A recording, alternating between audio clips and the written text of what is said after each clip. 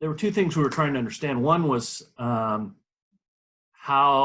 sort of the immediate changes were in consumer purchase preferences, activity, you know, how they were buying, how they were thinking about going to the store.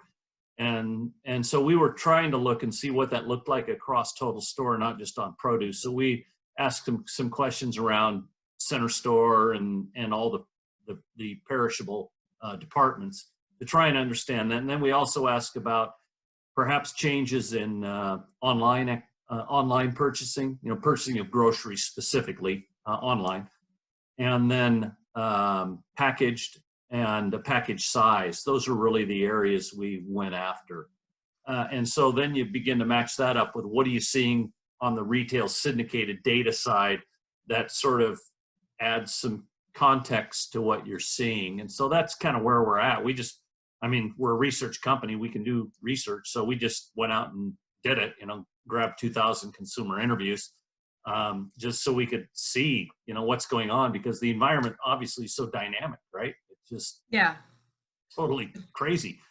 Well, yeah, because all of the plans that we had, all of the data that we had, any research that we had up until now, I mean, you have no idea what's going to happen next week, much less what based on. Absolutely. And when you start hearing and seeing data of companies that, you know, or categories at retail or individual companies that are saying, here it is, the third week of March or second week of March, and we're having the biggest single shipping week in the history of our company, and that includes Thanksgiving. Mm-hmm. That's absurd, you know, or it includes the 4th of July. It's unprecedented numbers that occurred in a really short amount of time. So it's the change is remarkable. The fact that the industry was actually able to do it is another story as well, that they had the capacity and the capability and the willingness to try and address the needs of the retail community and the consumers.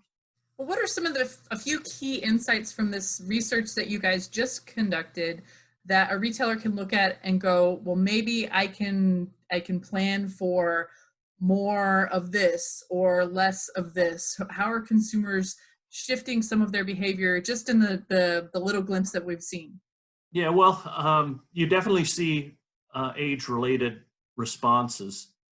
So, for example, if you talk about trip frequency, how often people say they're going to the store as a result of coronavirus, it's not really surprising that 50% of consumers that are 45 plus would say, well, I'm actually going to the store less. I'm making fewer trips to the store.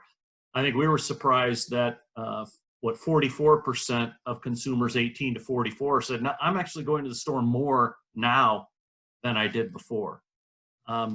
You know, whether that's just a sort of panic stock up shopping, or whether that's they can't find what they need, or whether they just feel that urgency, you know, remains to be seen. But the fact is, vast difference on age in the trip frequency of consumers going to the store. And in fact, that's one of the things we saw overall across the entire study is the responsiveness, the kind of change in behavior was marked across all age groups, all demographics, all ethnicities. Young people in particular, young, I say that, you know, at 18 to 44 is still just young to me. But young people, much more significant response to this change. And we didn't expect to see an age-related response. Well, I think not like that. I saw some of this research was posted on LinkedIn, and people were throwing out some ideas. Somebody said, well, they didn't have their pantry stocked. And I think that's definitely true. Yeah, I grew up with that tendency to keep a lot of cans of beans in my pantry. Yeah, they probably didn't have the pantry stocked, or they may not even have had a pantry. And they may not have even been canned produce buyers, honestly. Yeah, right. Canned food buyers.